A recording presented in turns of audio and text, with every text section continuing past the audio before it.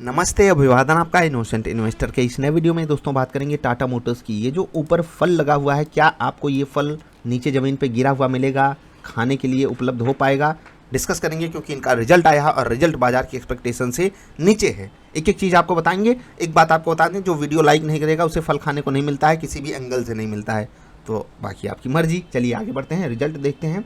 Result में ऐसा क्या गड़बड़ हो गया। सबसे पहले अगर हम एकदम साफ साफ रिजल्ट को देखें तो खर्चा और कमाई हम देखते हैं, ठीक है। तो ओवरऑल सिनारियो अगर हम देखें, ठीक है, टोटल खर्चा और टोटल कमाई 62,245 करोड़ और टोटल खर्चा इनका जो हुआ है 65,712 करोड़। अब अगर हम डायरेक्ट यहाँ पर देख लें तो इनका जो लॉस है 3,467 करोड़ है before exceptional items and tax. Profit before tax की ये बात हो रही है, लॉस बिफोर टैक्स की बात हो रही है। टैक्स में थोड़ी सी रियायत मिलती है, थोड़ी एक्सेप्शनल चीज़ें भी जुड़ेंगी, हम बात करेंगे उसकी। लेकिन अभी क्या है, अभी ये जो कंपैरिजन हम कर रहे हैं पिछले साल के इसी क्वार्टर से अगर यहाँ पर आएँ तो ग्रोथ तो हमको दिखाई दे रही है किसमें, रेवेन्यू में। लेकिन ये थोड़ी और बेटर बाजार डिमांड कर रहा था, 70,000 करोड़ के आसपास अगर वो होती तो हम इसको ठीक ठाक मानते। बाकी ये एवरेज है, बिलो एवरेज भी आप इसको एक बार कह सकते हो, एक बार के लिए।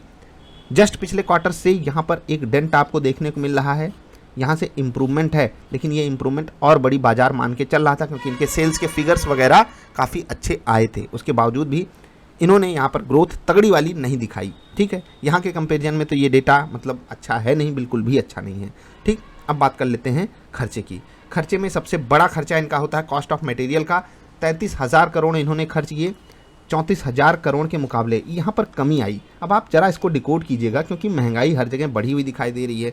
सेल्स यहाँ के कंपेरिजन में बढ़ी है, लेकिन जो कॉस्ट ऑफ मटेरियल है यहाँ की तुलना में वो सस्ता हुआ है। और ये टाटा मोटर्स के लिए अच्छी बात मुझे अभी के सिनारियो में तो दिखाई दे रही है, क्योंकि बढ़ी हुई महंगाई के बीच में भी अगर इन्होंने कॉस्ट ऑफ मटेरियल को कम किया है तो ये एक अच्छी बात है। ऐसा तो नहीं चिप शॉर्टेज हो रही है तो चाइना से मंगवा रहे हैं सस्ती सस्ती 100 रुपये वाली।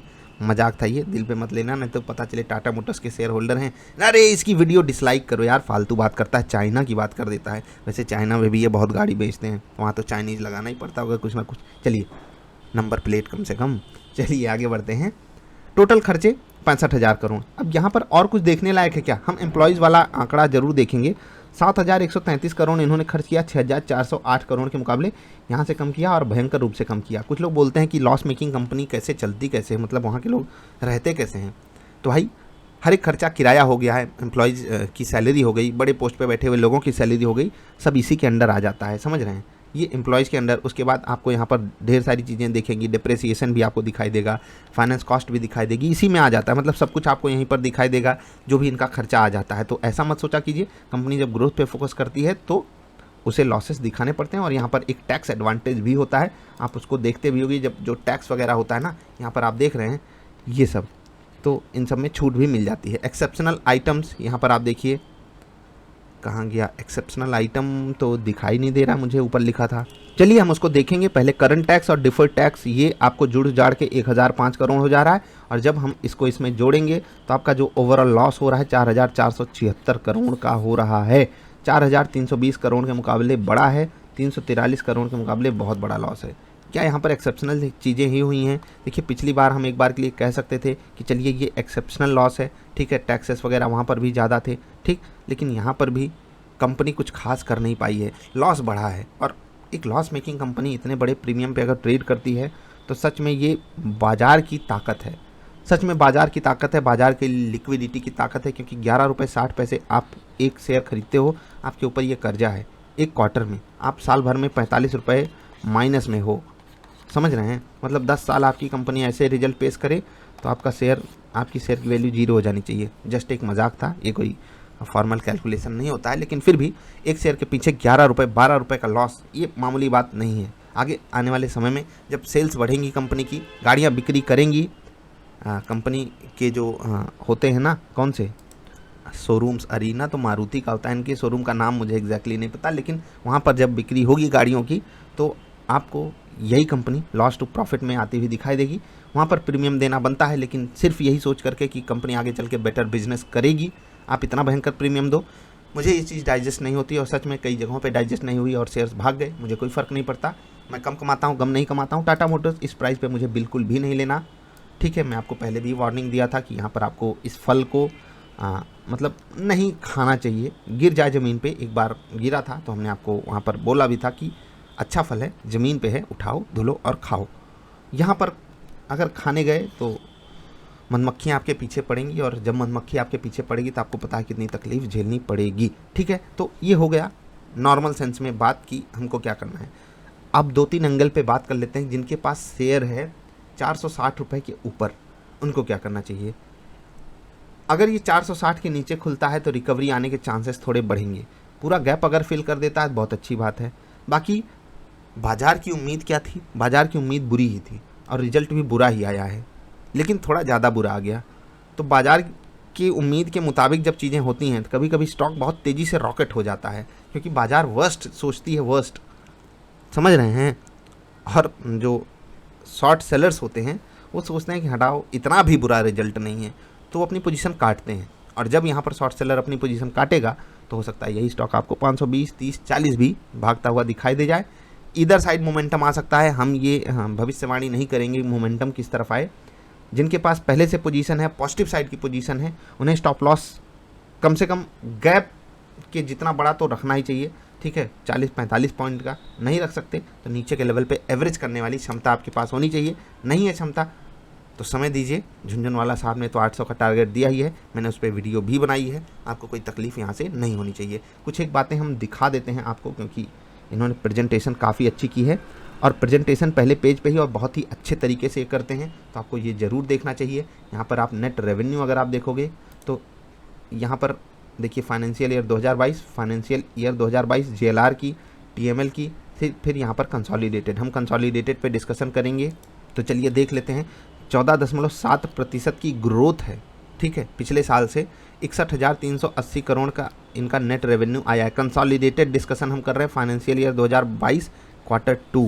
ठीक है, अब एबिटा देख लीजिए 8.4% पे आया है, 210 बेसिस पॉइंट नेगेटिव है ये। ठीक है, यहाँ पर आप ये जो ब्रैकेट में चीज़ें होती हैं वो नेगेटिव होती हैं। ठीक है, 1.6% नेगेटिव है earnings before interest and tax. ठीक है, और ये 1.5% माइनस में हो गया है। प्रॉफिट बिफोर टैक्स ये तो आपने देखा ही, ये प्रॉफिट बिफोर टैक्स आप सोचोगे प्रॉफिट कहाँ से आ गया, ये माइनस में है, मतलब इसको आप लॉस समझिए। लिखने के लिए मतलब अच्छा लगे, कोई बुरा ना लगे, जैसे मेहमान वगैरह आते हैं तो उनको सजा कर दे दो। ये देखिए ये है हमारा प्रॉफिट, और असल में ये लॉस है, लेकिन उनको ऐसे बता दो ये देखिए ये इतना हमने प्रॉफिट कमाया, बस वही हाल है। चलिए, माइनस में नहीं लिखा जाता बैलेंस शीट में चीज़ों को, तो यहाँ से हम कुछ डिकोड कर सकते हैं, कुछ नहीं। मतलब कंपनी चाह कर भी कुछ बहुत ज़्यादा पॉजिटिविटी आपको यहाँ पर नहीं दिखा पाई है। बाकी ये रिजल्ट ऑन पेपर तो अच्छा नहीं है। क्या मैनेजमेंट की कमेंट्री कुछ अच्छी बातें कह रही है, रिजल्ट पढ़िएगा आपको मज़ा आएगा, क्योंकि मैनेजमेंट का कॉन्फिडेंस बिल्कुल कम नहीं हो रहा है अपने स्टॉक को लेकर के। और डेट फ्री करने का जो वादा किया गया है उस पर भी कंपनियाँ डी गए। जो भविष्य में स्कोप बढ़ रहा है कंपनी के लिए उस पर भी मैनेजमेंट बोलता है, और ये अच्छी बात है। सिर्फ शेयर होल्डर्स नहीं है, हम आप जैसे माइनॉरिटी शेयर होल्डर्स नहीं कि हमारे पास 1-2 शेयर हैं और हम कह रहे हैं कि हमारी कंपनी जो है इलेक्ट्रिक व्हीकल्स बनाएगी और हम राजा बन जाएंगे। सच में, मतलब मैं तो 1-2 शेयर ही खरीद के बैठा रहता हूँ और फिर सोचता हूँ कि ये मेरी कंपनी है, सपने आते हैं रात में। तो मतलब हम आप जैसे माइनॉरिटी शेयर होल्डर्स नहीं, कंपनी का मैनेजमेंट जब ये बोले कि हम इलेक्ट्रिक व्हीकल सेगमेंट में धूम धड़ाका करेंगे तो आपको भरोसा करना चाहिए। लेकिन ऐसा भी भरोसा मत करो कि लटके हुए फल को एकदम खाने की चेष्टा कर लो और पेड़ पे चढ़ो और गिरो तो हाथ पैर टूट जाएं। बाकी जब भी स्टॉक को लेने का रेट आएगा हम आपको बिल्कुल बताएंगे। इन्वेस्टिंग बहुत ही सोच समझ के करना चाहिए। जो लोग ट्रेडिंग कर रहे हैं उनकी अपनी पोजीशन हेज्ड होनी चाहिए, या फिर आपके स्टॉप लॉसेस इंटैक्ट होने चाहिए। वहाँ पर आपको कोई कोताही बरतने की ज़रूरत नहीं है। रिजल्ट मुझे बुरा लगा है, लेकिन ऐसा भी नहीं कि मैं सब कुछ बेच बांट के भाग जाऊंगा। अगर मेरे पास नीचे के लेवल पे ठीक ठाक रेट पे ये स्टॉक अवेलेबल है तो ठीक है, नीचे के रेट पे बढ़िया वाले रेट पे मेरे पास है, मुझे कोई टेंशन नहीं है, क्योंकि कंपनी का मैनेजमेंट अभी भी एक्टिव है और पॉजिटिव साइड की बातें कर रहा है। अभी इतना ही, रिजल्ट आने वाले समय में अच्छा आएगा, ऐसा मैनेजमेंट खुद मानता है और हम भी यही चीज़ मानते हैं। सेल्स बढ़ेंगी तो रिजल्ट तो अच्छा आएंगे ही। अभी इतना ही। वीडियो देखने के लिए आपका आभार। वीडियो पसंद आए तो लाइक कर देना। कोई सवाल सुझाव हो तो नीचे कमेंट करके बताना। चलिए 1-2 कमेंट्स देख लेते हैं, रिप्लाई भी कर देते हैं आपका। आज जाओ कमेंट भाई। गुरुजी सेम स्टॉप लॉस लग गया, मेरा भी एग्जिट हो गया। हाँ यार, एग्जिट आज कॉल खरीद के हम लोग स्टॉप लॉस पे एग्जिट पाए हैं। और बाजार जो है ना यही स्मार्ट तरीका अपना लेती है, हम सबको एग्जिट करा देती है और सच में ये तकलीफ़ वाली बात हो जाती है। हम 100 रुपये पे कोई चीज़ खरीदें, ठीक है, 100 रुपये पे कोई चीज़ खरीदें, टारगेट लगाएं 150 का, स्टॉप लॉस लगाएं 85 का। अब वो पहले आए 85 का स्टॉप लॉस हिट करे और फिर जाकर 150 नहीं 200 का लेवल हमको दिखाए। मतलब इधर भी दर्द दे दिया और इधर सिर्फ 150 नहीं 200 दिखा रही है। तो आज यही हुआ, कोई बात नहीं, हर दिन ऐसा नहीं होता है।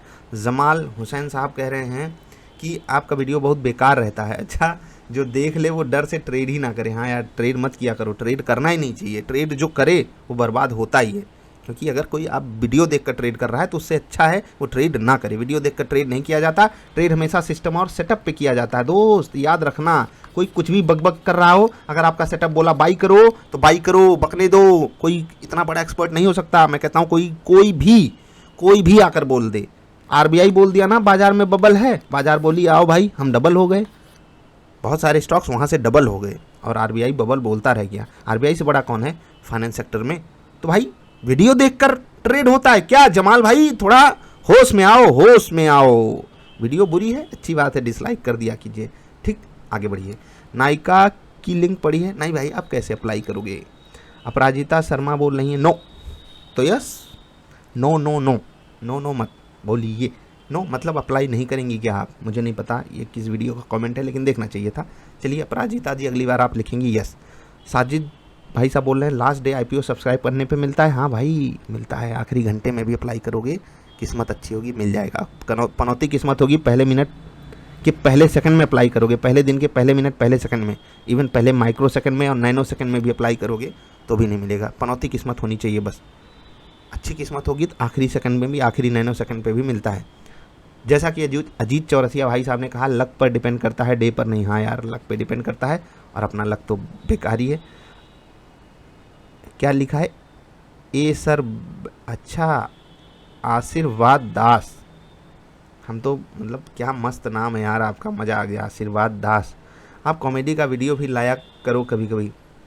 हाँ यार, कॉमेडी अगर करेंगे ना तो क्या बताएं, आज एक ही स्टॉप लॉस गया है ऑप्शन वाला, रोज स्टॉप लॉस ही जाएगा कॉमेडी करेंगे तो। खैर, कॉमेडी की बात से एक बात पता चली आज हमको कि अगर रास्ते काटने हैं तो हंसते हंसते ही काटने चाहिए।